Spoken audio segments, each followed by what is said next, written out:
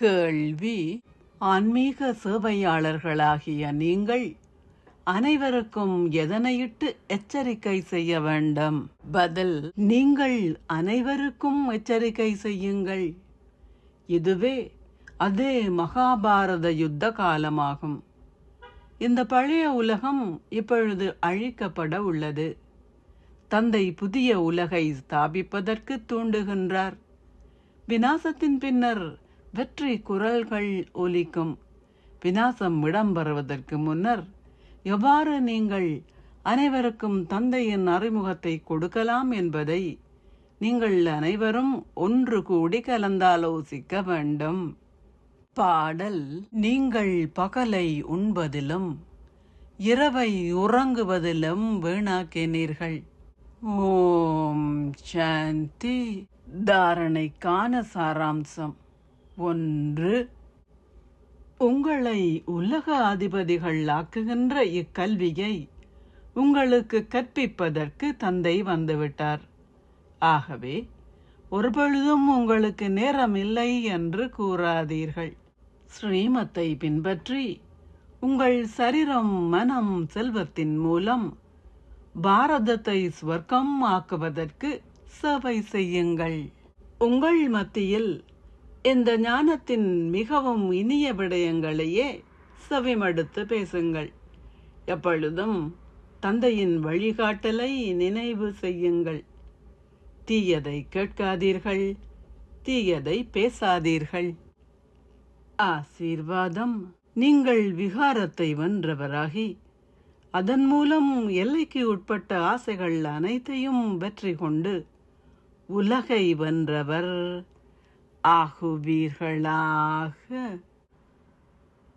எல்லைக்குட்பட்ட ஆசைகள் எல்லாமே விகாரத்தின் சுவடுகள் ஆகும். பொருட்களுக்கான ஆசைகள் உள்ளன. இரண்டாவதாக, ஏனைய மனிதர்களிடமிருந்து பெறப்படும் எல்லைக்குட்பட்ட பேறுகளுக்கான ஆசைகள் உள்ளன. மூன்றாவது, உறவு முறைகளை நிறைவேற்றுவதில் ஆசையுள்ளது.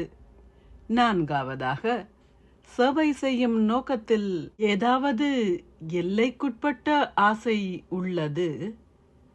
குறிப்பாக ஒரு நபரினால் அல்லது பொருளினால் கவரப்பட்டு அது ஆசை இல்லை, ஆனால் உங்களுக்கு அது விருப்பம் என சொல்வதும் விகாரத்தின் சுவடே ஆகும். இந்த சூட்சுமமான சுவடுகள் முடிவடையும் போது நீங்கள் விகாரத்தை வென்றவர்கள் என்றும் அதனால் உலகை வென்றவர்கள் என்றும் அழைக்கப்படுவீர்கள்.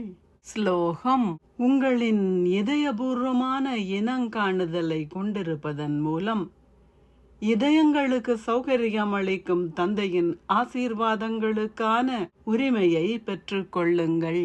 அவ்யக்த சமிக்ஞை: எண்ணங்களின் சக்தியை சேமித்து மேன்மையான சேவைக்கு கருவியாகுங்கள்.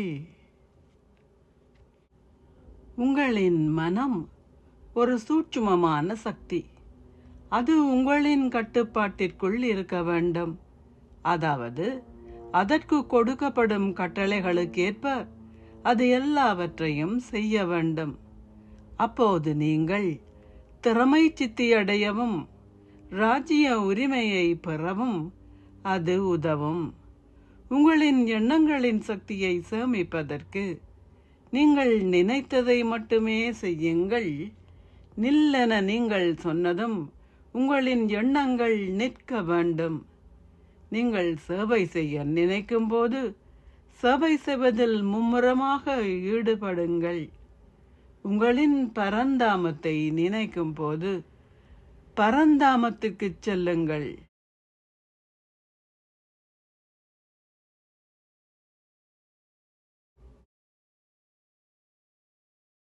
ஓம் சாந்தி. நன்றிகள் பாபா. எல்லோருக்காகவும் ஆத்ம உணர்வு பார்வை இருக்க வேண்டும். எல்லோரையும் ஓர் ஆத்மா என நினைப்பதன் மூலம் உங்களால் அவர்களுக்கு சக்தியை கொடுக்க முடியும். ஆத்மாவே பேசுகின்றார். இவை ஆத்மாவின் சம்ஸ்காரங்கள். இந்த பாடத்தை உறுதியாக்கிக் கொள்ளுங்கள். நீங்கள் எல்லோருக்காகவும் நல்லாசிகளை கொண்டிருப்பீர்கள். ஓம் சாந்தி. நன்றிகள் பாபா. ராஜா